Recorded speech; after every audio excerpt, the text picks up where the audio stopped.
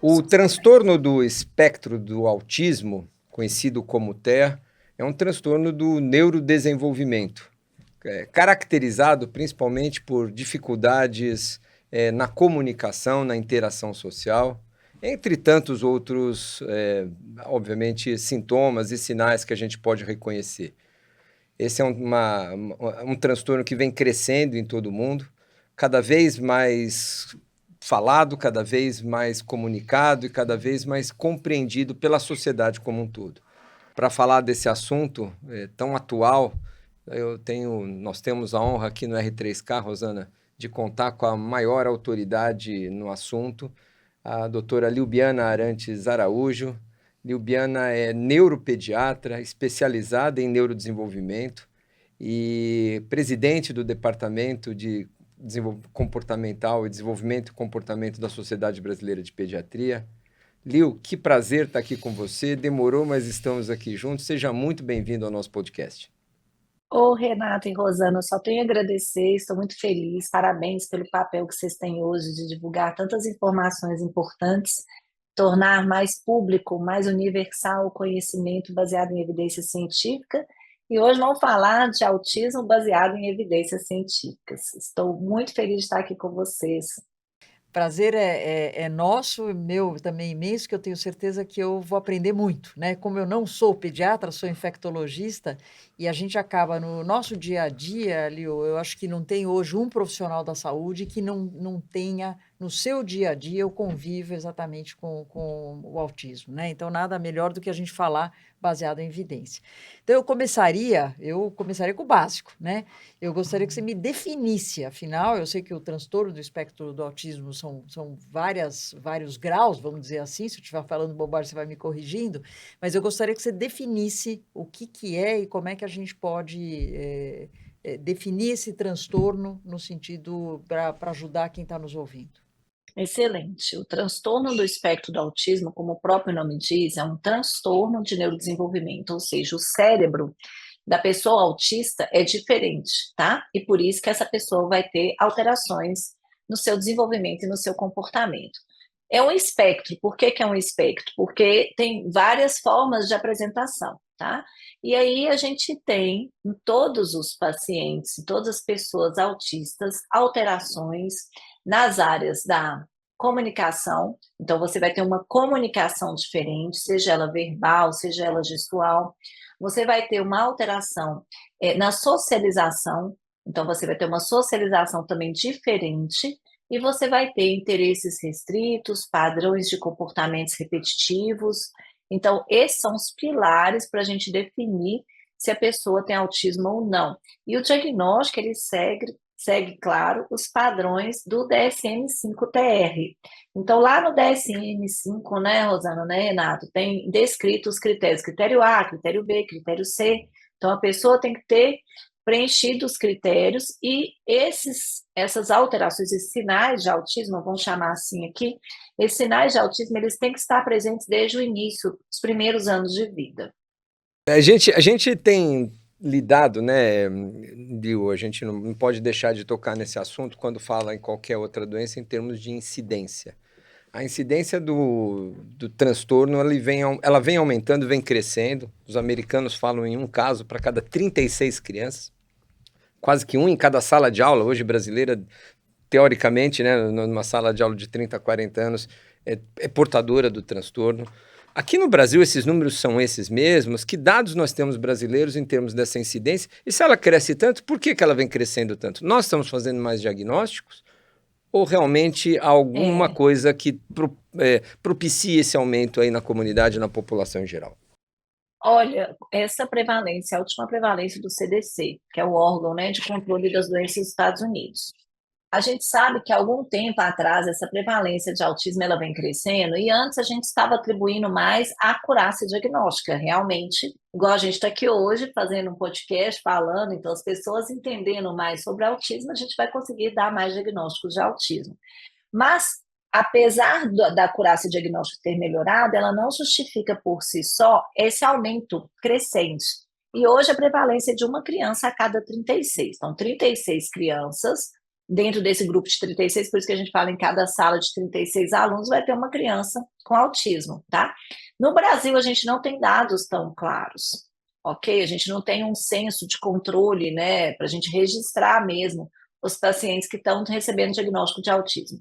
Mundialmente, Renato, Rosana, a gente vê que essa prevalência ela muda um pouco. Tem locais que a prevalência é maior, outros a prevalência é menor, tá? No próprio Estados Unidos, a cada estado ali você vê uma prevalência diferente, mas hoje fica essa prevalência de 1 para 36 e por isso que é tão importante, pessoal, todo mundo entender de autismo. Então, assim, o infectologista tem que entender de autismo, tem, o otorrino tem que entender, tem, o oftalmo, todo mundo, o cirurgião, que a gente tem que conseguir compreender como que essa pessoa, primeiro, como que eu vou dar o diagnóstico, e depois como que eu vou fazer as intervenções, como que eu vou lidar com a pessoa, como que eu vou fazer todos os tratamentos ao longo da vida dela, né? Entendendo que dentro do espectro do autismo que ela realmente tem o diagnóstico.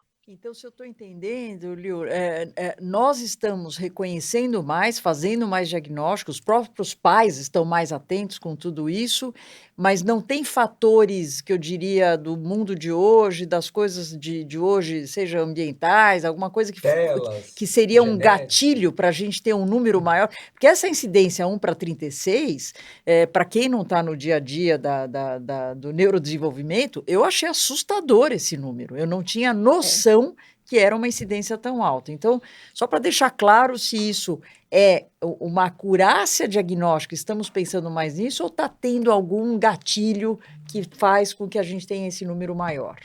Ô, Rosana, esse aumento, ele realmente preocupa todo mundo, até quem eu fico preocupada, né, assim, e por isso que eu acho que eu trabalho tanto hoje direcionada. Antes da gente começar aqui, né, a gente estava falando por que que eu escolhi a neuropediatria, por que que eu trabalho com transtornos de neurodesenvolvimento. Então, eu fiz uma formação, eu adoro estudar o cérebro, e eu fiz uma formação, a parte do meu doutorado eu fui para Harvard, e aí lá eu estudei muito a neurociência do desenvolvimento cerebral, sabe? Então, como que você compreende todas as alterações baseada na compreensão profunda da neurociência? Isso é muito bacana. Então, trabalhando com neuromodulação. E aí a gente entende que as pesquisas científicas mostram hoje que o autismo ele já tem alguns fatores causais. Por exemplo, idade avançada da mãe e do pai. Então, pais tendo filhos mais velhos têm uma chance maior de ter filhos autistas. E aí não é só a mãe, igual muitas vezes na síndrome de Down, né, trissomia do 21, a mãe mais velha, de idade mais avançada, não, é o pai e a mãe. A gente sabe que o uso de determinadas medicações na gravidez, como ácido valproico, que é uma medicação usada tanto para epilepsia quanto para episódios de mania, como regulador comportamental, ele pode estar associado, sim, a o transtorno do espectro do autismo. Outros fatores de risco gestacionais, prematuridade também, depois do nascimento, prematuridade, complicações no CTI, sabe? Aquelas crianças que passam por inúmeros procedimentos. Então, a gente já tem fatores de risco bem estabelecidos que aumentam a chance de ter o transtorno do espectro do autismo. Aí, a questão ambiental, vocês falaram de telas. Tem um estudo interessante da JAMA, que sempre que eu falo, a gente tem que tomar cautela, muito cuidado para as pessoas entenderem, né? Esse estudo, não fui eu que publiquei o estudo, eu sou cientista, eu estudo os estudos para poder falar o que foi dito.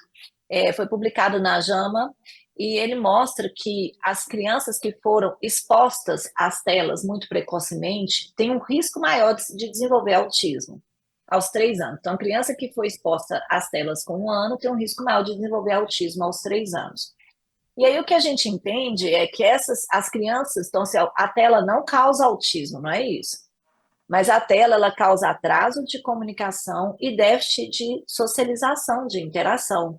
Porque lá no início da vida, o cérebrozinho da criança está precisando de receber muitos estímulos para poder desenvolver habilidades. E se a criança fica muito na tela, ela vai perder oportunidades que seriam importantes para ela desenvolver essas habilidades. Se ela já tem a tendência genética a ter o autismo, e ela é exposta à tela, essa tendência vai deflagrar mais precoce, mais evidente, mais grave, entendeu? Então é importante a gente entender que esses fatores ambientais, de carinho, dos pais também ficarem nas telas, de não ter reciprocidade, o mais importante, gente, para a criança é a reciprocidade, é o serve and return. é a capacidade da ida e volta de afeto, de carinho, de responsividade, tá? Então, isso aí é um fator de proteção. Liu, eu vou acabar fazendo já uma propaganda. Quem não assistiu o TEDx da doutora Liubiana sobre neurociência é fantástico, não percam, vale a pena, coloca lá no YouTube, no Google, procura, porque vale a pena ouvir essa questão da janela de oportunidade, como ela fala muito bem. E falando em janela, Liu, de oportunidade, a gente sabe que você acabou de dizer que hoje todos precisam estar mais atentos, o infectologista, o médico, de uma maneira geral. Nós não fomos formados nem capacitados, pelo menos a minha geração, né, a nossa geração ainda não. E você tem trabalhado muito, insistido muito nessa capacitação. Quais são os sinais? Eu vou perguntar para você nas questões dos marcos do desenvolvimento, mas quais são os sinais que os pediatras, as próprias famílias devem estar atentos com 6 meses, com 9 meses, com 1 ano? Quando é que a gente nota que uma criança pode ter alguma coisa que aponte? Olha, essa criança pode estar dentro desse transtorno, desse espectro. Desde pequenininho, os bebês, eles têm aquela troca com a gente, né? Troca de olhar, troca de movimentos. Quando você fala com o bebê, ele já, né, responde, balança o bracinho, a perninha. O bebê, ele é atento, ele olha para as pessoas, ele está sorrindo para as pessoas ali por volta de 3 meses, né? Porque com 1 mês ele tem sorriso em resposta, com 2 meses ele começa a ter um sorriso social. Mas com 3 meses, o bebê já está olhando, já está sorrindo, já está se interessando pelo outro, né? Então, se esse bebê não se interessa pelo outro, é um sinal que já chama atenção. A segunda coisa, o bebê está ali amamentando, ele não fixa o olhar, né, para a mamãe, não está olhando para a mãe quando está mamando, é outra questão importante. À medida que esse bebê vai crescendo, a gente vê a qualidade das respostas desse bebê, né? Então, se o bebê começa a né, começa a falar, tentar conversar, e aí a gente vê que esse bebê ele não está conseguindo ter essa troca com o adulto, sabe? Então, assim, o adulto conversa, oi, tudo bem? Cadê a mamãe? E o bebê está lá, aí ele olhando para o outro lado, não tem a responsividade, não sustenta o olhar, não tem a troca. É claro que ele não vai conversar no início, mas não tem essa questão da expressão corporal, tá? E aí depois esse bebê pode começar a demonstrar as dificuldades, assim, de ter interesses mais restritos, alguns comportamentos repetitivos. Então ele pode começar a balançar o corpinho, balançar a mão, ele pode começar a querer brincar, pegar só um objeto, ficar segurando aquele objeto, querer brincar só da mesma forma, pegar o carrinho e ficar rodando a rodinha, ou ser muito rígido, querer brincar só da forma dele. E aí depois, no início, as pessoas não conseguem perceber muito, porque os sinais são mais sutis. E aí você espera que o bebê aprenda a dar tchau, soltar beijo, você fala, namora a mamãe. E aí o bebê não faz isso, ele não vai imitar, não vai dar tchau, não vai dar beijo. E aí a gente espera que o bebê comece a falar papá, mamã, au, au, não é? E esse bebê, então, ele não vai desenvolver muitas vezes essa fala. É claro que tem crianças autistas que vão falar e vão falar precocemente, tá? Mas esses são os principais. E aí esse bebê, então, não vai ter a fala, você vai chamar pelo nome, ele não vai olhar quando você está chamando, ele não vai apontar para o que ele quer, ele não vai triangular o olhar, porque se eu quero, né, Renata, se eu quero esse copo de água, eu vou olhar para você e olhar para o copo d'água. Então, esse bebê ele não tem essa triangulação do olhar, ele não tem essa questão de sustentar o olhar. Ele não tem o interesse, muitas vezes, pelas outras crianças, né? Então, ele está lá na pracinha, a criança corre, ele corre atrás da criança. Mas ele não tem a troca da brincadeira, sabe, com a criança. Ele não tem a troca no diálogo e nem a troca de turno no brincar. Então, é muito importante a gente observar esse interesse, a capacidade de imitação, a capacidade de se comunicar, tanto a nível verbal quanto a nível gestual, o interesse pelo outro, um déficit na teoria da mente, né? Que aqui a gente está falando também de crianças, adolescentes, adultos, então um déficit na teoria da mente, de eu entender e compreender o outro dentro do ponto de vista do outro. Então, isso é uma questão central. Dificuldades que tem relacionadas a questões sensoriais. Então, o bebê que tapa o ouvido no aniversário, o adulto que não aguenta estar no shopping, né? O adolescente que está numa festa, não aguenta aquele barulho, questões olfativas, que não gosta muito de abraço, de toque. Então, as questões sensoriais vestibulares também, de altura. Então, são várias questões que estão relacionadas à questão do autismo. Mas é importante ressaltar aqui que hoje, Rosana, Renato, tem muitos videozinhos aí, né, que mostram, isso aqui fez isso, é autismo. Andou na ponta do pé, é autismo. Né? A criança faz muita birra, é autismo. Não dorme bem, então a gente tem que tomar cuidado. Tapou o ouvido no aniversário, é autismo. Então, a gente tem que levar em consideração que a gente tem que preencher um número específico de critérios para a gente dar o diagnóstico, tá? E essa criança, esse adolescente, ou esse adulto, ele tem que ser avaliado dentro de um contexto global, tá bom? Então, esses são alguns dos sinais, a gente já pode perceber muito precocemente, mas a gente tem que ter essa visão global da criança, do indivíduo, né? Do ser humano. Muito bom. Assim, acho que você deu uma bela resumida e no sentido de quem está nos ouvindo, inclusive, de, óbvio, prestar atenção em tudo isso, né? Porque a gente sabe, e vai ser a pergunta que eu vou te fazer depois, em termos assim, óbvio que quanto mais precoce a gente de fato chega a um diagnóstico, visto até onde eu sei, nós não temos um exame laboratorial, um exame para definir o diagnóstico, então é importante que essa criança, esse adolescente, ele seja avaliado assim que os pais perceberem alguma coisa.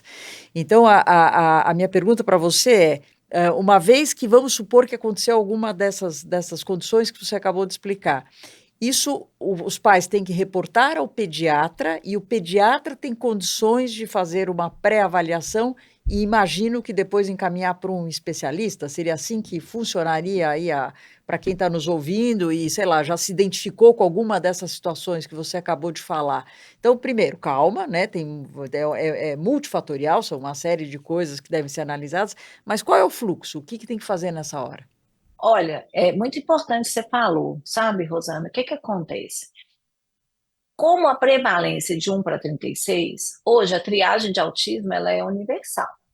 Então, o pediatra, quem faz puericultura, o médico de saúde da família, o pediatra, as pessoas que estão fazendo a puericultura, precisam de dominar a triagem do autismo. Por quê? Porque ela é feita para todas as crianças. Então, toda criança, ali com 18 meses, já tem que fazer a triagem de autismo. Tem que repetir aos 24 meses. Aí tem um documento nosso, né, o MChat, é da caderneta da criança também, mas tem o MChat que está lá, né, Sociedade Brasileira de Pediatria, que a gente fez o documento para falar, explicar para os médicos que tem que fazer, né, tem que fazer essa triagem. Eu tenho um vídeo no YouTube que eu pedi a autorização para a equipe que criou o MChat dos Estados Unidos, para eu gravar um vídeo, porque as pessoas às vezes sabem que tem que aplicar, mas não sabem como aplicar. E aí eu consegui a autorização e eu gravei esse vídeo, então vocês todos podem assistir o vídeo. Renato e Rosana podem até deixar o link aí nos comentários, né?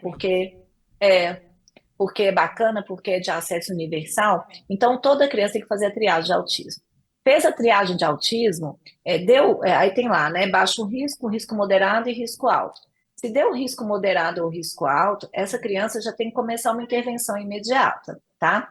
Além da triagem do autismo, antes de 18 meses, é lei no Brasil hoje, desde 2017, que o desenvolvimento ele deve ser formalmente avaliado. E quando foi a discussão, eu fui até para o Ministério da Saúde, e a definição foi que essa avaliação do desenvolvimento, ela deve ser através da caderneta da criança, aquela parte lá que tem do desenvolvimento, que tem lá falando, a criança fala uma palavra além de animais de estimação e membros da família, não é? Então, assim, essa parte toda tem que estar preenchida. Agora também eu participei de novo, eles fizeram uma revisão da caderneta, porque eles tinham tirado o MChat, eu participei da revisão, a gente voltou com o MChat. Então, a caderneta ela é um instrumento rico, ela ajuda a avaliar esse desenvolvimento. Eu fiz também junto com um outro amigo, além do amigo Renato, tem um amigo que chama Flávio, né, que é lá da Paraíba, o Flávio pediatra, a gente fez a tradução da cartilha do CDC, que é uma cartilha de extrema importância que fala o que você espera para cada idade, e além do que você espera para cada idade, como estimular aquelas aquisições naquela idade, então isso que é muito legal, né?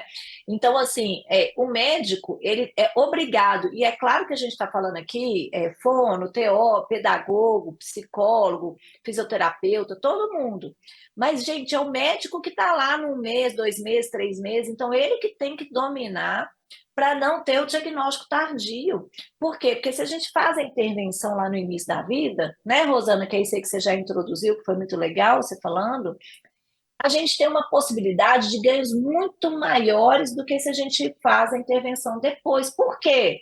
Porque a janela de oportunidade do cérebro vai se fechar, porque a neuroplasticidade vai diminuir. É muito simples.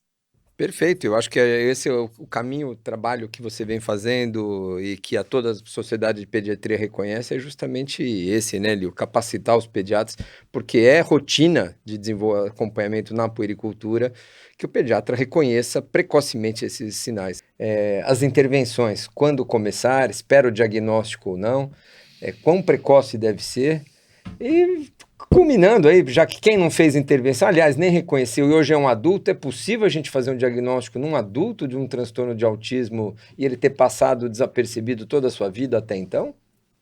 Eu vou falar dessa questão da intervenção, porque assim, eu já não sei, hoje acho que mais de 170 palestras relacionadas ao autismo ao longo da vida, muitas para pediatras, e eu falo muito isso com os pediatras, e os pediatras da capacitação, meus alunos, gente, identificou que tem algum sinal, primeiro, não precisa fechar o diagnóstico para iniciar a intervenção. E iniciar a intervenção não é só fazer um encaminhamento, arrasei, identifiquei, né? E aí eu vou encaminhar e pronto, já fiz meu trabalho. Não, porque esse menino vai ficar lá 1 ano esperando o especialista, 2 anos esperando a equipe de TO, fono, psicólogos, porque muitas vezes a gente não vai ter um acesso tão imediato. Então a intervenção ela tem que ser imediata, agora. E eu falo, não é intervenção precoce, eu mudei esse termo, né? Eu tenho falado isso aí pelo Brasil, é intervenção a tempo.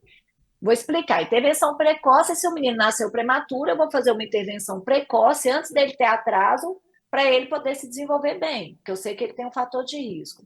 Intervenção a tempo, o menino já tem um atraso, então não é mais precoce, entendeu? Ele já tem um atraso. Agora é a tempo da janela não se fechar. Então, se ele não está falando, ele tem um atraso. Aí eu vou fazer uma intervenção, porque a janela da linguagem se fecha aos 3 anos. Então, eu sei que eu tenho que fazer uma intervenção a tempo. E aí, o médico que está atendendo essa criança, por favor, observou que tem algum atraso, orienta a família. Gente, vamos cantar para a criança. Gente, vamos ler livros para a criança. Gente, vamos sair das telas. 0 a 2 anos é zero de telas. Papai e mamãe, vocês têm que interagir com o filhinho de vocês, têm que brincar, têm que olhar no olho, tem que sair para a pracinha, tem que ter convívio com outras crianças, tem que pegar os objetos e trazer para a linha do olhar. Né? Então, se eu estou brincando ali, vou trazer o objeto para a linha do olhar. Se eu vou falar, se a criança faz, eu tenho que falar, o que, que você quer, né? Você quer esse brinquedo ou esse? Você quer a água ou você quer aqui a caixinha? Então, você dá opções para a criança. Então, assim, é o médico que está atendendo a criança, ele precisa de estar instrumentalizando esses pais para que eles possam começar a estimular a criança agora. E aí, claro, a avaliação da fono é super importante, a avaliação do psicólogo é importante, a avaliação da terapeuta ocupacional é importante. Então, assim, a avaliação dos outros profissionais, a intervenção com os outros profissionais, ela é essencial. Ouvir a escola, isso aqui a gente está na escola, tá? Então não dá. Antigamente tinha um tanto de filho, né? Porque eu tenho 3, né? Mas assim, antigamente o povo tinha 5, 8, 10. E aí não precisava, às vezes brincava na rua, então tinha um convívio social. Hoje já não tem, então tem que ir para a escolinha lá para conviver com outras crianças, né? Para ter vivência social, tá? Então essa criança ir para a escolinha, ouvir os professores, porque hoje quem mais identifica sinais de autismo são os professores, porque eles estão vendo a criança lá no meio das outras e percebe que essa criança se isola, que não comunica tão bem, entendeu?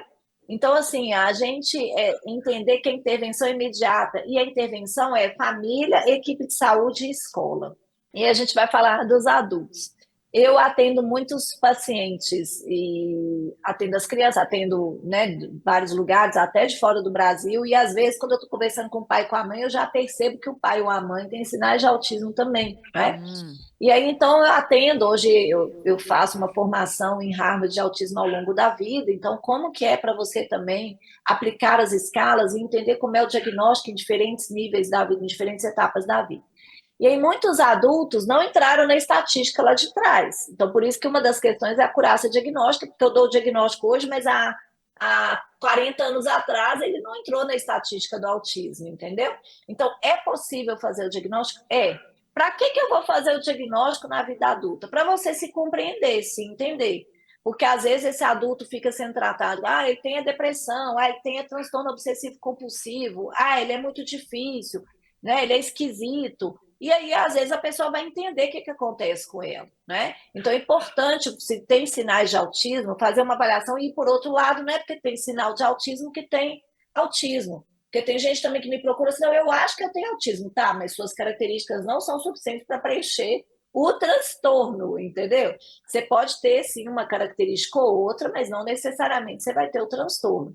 Então, hoje a gente está tendo diagnóstico de adultos, muitos adultos estão se sentindo mais confortáveis de entender o próprio funcionamento. Por que a vida inteira eu fui assim? É porque meu cérebro é diferente, porque meu cérebro é o cérebro de uma pessoa autista, e isso é muito interessante.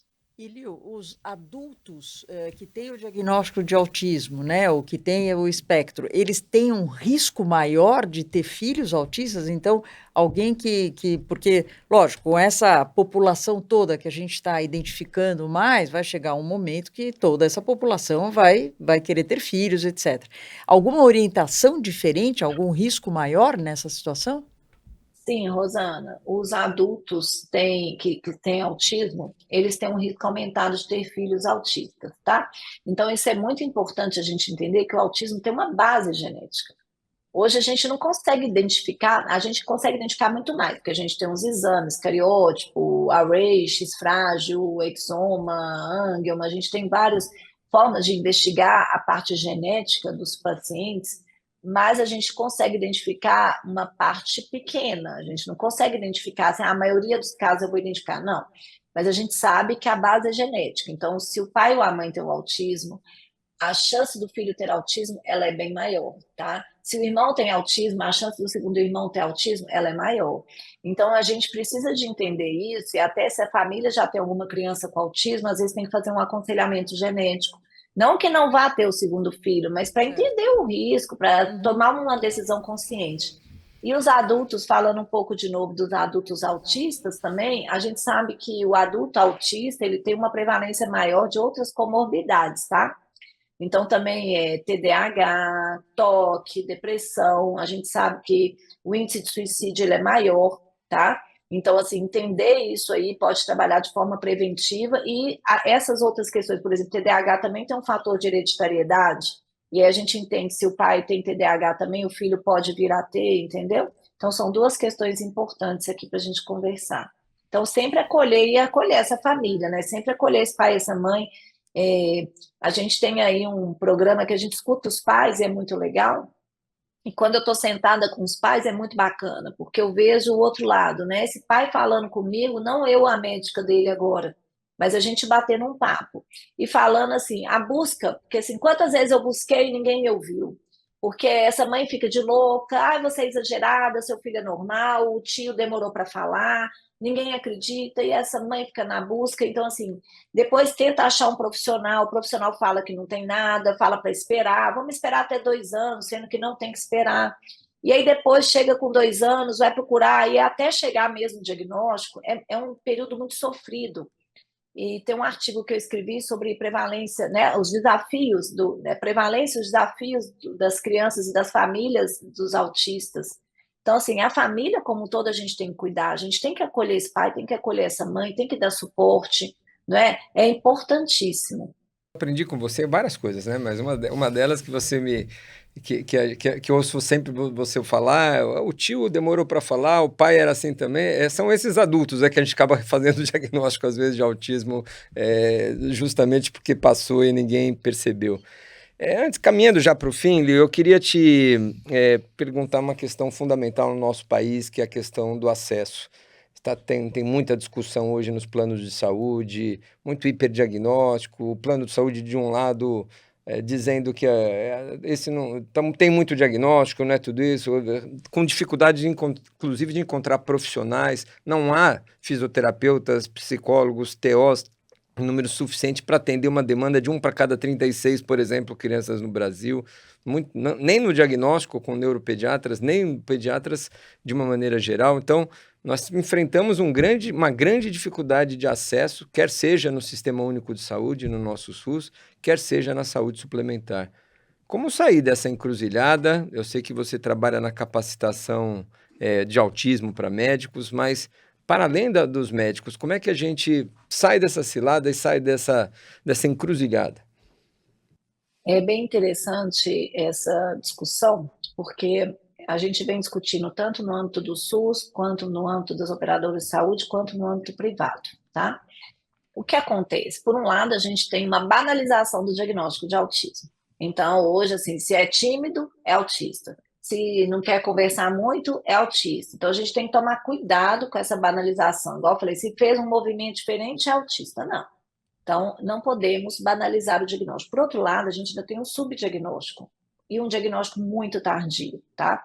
Que prejudica e que vai onerar mais ainda o sistema, porque quanto mais tardiamente eu dou o diagnóstico, mais eu vou ter que tentar fazer intervenções para correr atrás do prejuízo, não é? Então, se eu fizesse antes, eu teria menos necessidade de intervenções para ajudar essa criança. Então, meu trabalho hoje, até com as equipes interdisciplinares e, né, nas reuniões com o Ministério da Saúde, que às vezes eu participo, e com alguns governos de estado, secretarias de educação, de saúde, é tentar mostrar isso. A gente tem que trabalhar mais cedo e não tentar. A gente tem que organizar a fila do autismo, que é o que eu falo muito, organizar a fila, fazer triagem adequada, orientar a estimulação adequada, como que pode brincar, ter projetos nas unidades básicas de saúde, e aquela criança que eu identifiquei que tem um risco, eu ajudá-la, né, a como que ela vai traçar o seu plano, o seu caminho a partir de agora. Então, a gente tem que organizar essa fila. São muitas crianças. Eu falo que a colheita é grande, os operários são poucos. E a gente precisa, então, de conscientizar mais profissionais, de ter mais pessoas qualificadas nas escolas, nas unidades básicas de saúde, nas maternidades. A gente tem que ter desde a consulta pré-natal, orientações sobre desenvolvimento. Então, a gente tem que ter uma mudança de olhar. O tratamento, que a gente chama mais de intervenção, ele exige um número de horas. Então, o ideal é que, então, hoje é baseado no ABA, análise aplicada do comportamento. Então, o ABA tem uma ciência, né, que o ABA realmente funciona. Então, o estímulo que você vai dar repetitivo, com qualidade, porque o cérebro aprende com repetição, com profissionais qualificados. E você tem que ter também pais treinados, porque o ABA não é só ficar dentro da clínica fazendo tratamento, ele tem um equívoco na interpretação das evidências científicas. Que aí acha que o menino tem que morar dentro da clínica, não é isso. Na escolinha, o menino vai fazer intervenção, na hora que a mãe está brincando é intervenção, na hora que o pai está brincando é intervenção, então ele tem que ter um número de horas, tem, mas isso tudo conta como número de horas. Então, quando a gente treina melhor os pais, a gente consegue melhorar muito o prognóstico dessas crianças, né? Porque a gente não vai tirar o autismo, mas a gente vai fazer com que cada criança alcance o máximo do seu potencial de desenvolvimento, com que cada criança possa desenvolver também seus talentos, porque muitas vezes você olha só para o que está atrasado e não olha para os dons dessa criança, e muitos têm dons incríveis. A gente vai dar suporte para essa família, para que essa mãe não entre em depressão, esse pai não acabe abandonando o lar, sabe? E consiga ter uma vida irmãos, né, digna, uma vida... compreenderem, né, Lui? Eu acho que Os pelo menos irmãos, os Rosana, exemplos que eu tenho, uma das dificuldades dos pais é fazer com que os irmãos mais velhos, etc., que também são pequenos, compreendam que esse irmãozinho tem uma característica diferente, ele tem uma resposta diferente. Não é que ele não gosta de você, ele tem uma resposta diferente. Então, acho que tudo isso tem que ser muito bem acolhido, né? isso mesmo, Rosana, porque muitas vezes eu vejo que o irmãozinho começa a ter outro transtorno. O irmãozinho tem depressão porque ele acha assim, meu irmão não gosta de mim. Então, quando eu falei lá daquele artigo de desafios familiares, você tem que olhar para a mãe, para o pai, para o irmão, você tem que olhar para o casamento, sabe? Então, assim, esse suporte familiar, ele é essencial. E, claro, é direito da criança à saúde. Então, realmente, hoje a gente precisa de uma seriedade do governo para garantir com que essas crianças recebam, sim, as intervenções de qualidade, a tempo. Claro que não é da forma que o povo fica, às vezes, pedindo. E aí tem um problema que tem muita gente que não entende de autismo, que começa a fazer tantas exigências que atrapalha quem precisa. Então, o conhecimento científico, ele é transformador. Eu falo que é neurociência e afeto. Olha, eu estou super feliz com essa nossa conversa, Liu. Eu acho que eu aprendi muito, Renato, pessoalmente aprendi muito. Eu acho que tem uma série de informações muito importantes e mesmo alguns mitos sendo quebrados aqui no sentido Sem dúvida. da banalização do diagnóstico, como ela bem disse em tudo. Então, conversamos um papo super agradável. Antes de terminar, eu gosto da sua frase demais também, Liu. O que é uma criança autista? Responde para nós. Eu sempre falo isso no final das palestras, né? O que é uma criança autista? Para ver o que as pessoas vão responder. É uma criança. E o que é um adulto autista? O que é uma pessoa autista? É uma pessoa.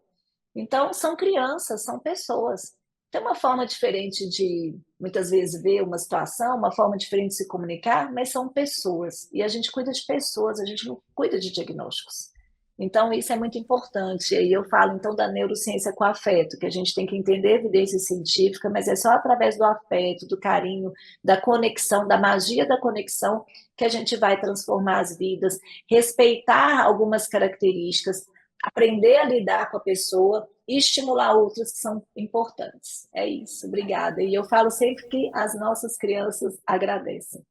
Obrigada, Nós que Renata. Obrigada, agradecemos Rosana. muito a tua participação. A Liu, depois você vai dar os detalhes aí mas ela é uma neuropediatra, com uma formação incrível, pelo que eu pude entender, em Harvard, uma das principais pesquisadoras aqui no país, de um problema que afeta praticamente a vida de todos nós de alguma maneira, né? Ou direto ou indiretamente. Então, eu agradeço demais esse nosso papo e deixo para o Renato as considerações finais. Só temos a agradecer, Liu. A gente tem convivido bastante e conviver com você é sempre um grande aprendizado em todos os sentidos. E a Liubiana, para quem perdeu o começo, e faço questão que reassistam e encaminhem esse nosso episódio, porque realmente ele é fantástico. A Liubiana é presidente do Departamento de Desenvolvimento e Comportamento da Sociedade Brasileira de Pediatria, neuropediatra. Está no Instagram com o seu doutora DRA Liubiana, doutora Liubiana, no seu Instagram.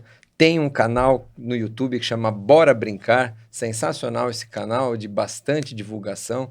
E acompanha a Liu, como também do @Rosana Richman, @Renato Kifuri, o nosso R3K oficial, que não só está no Instagram, mas no YouTube e também nos principais tocadores de podcast. Liu, que prazer, muito obrigado enfim, deu certo o nosso encontro. Muito obrigado por estar aqui conosco. Muito obrigada, gente.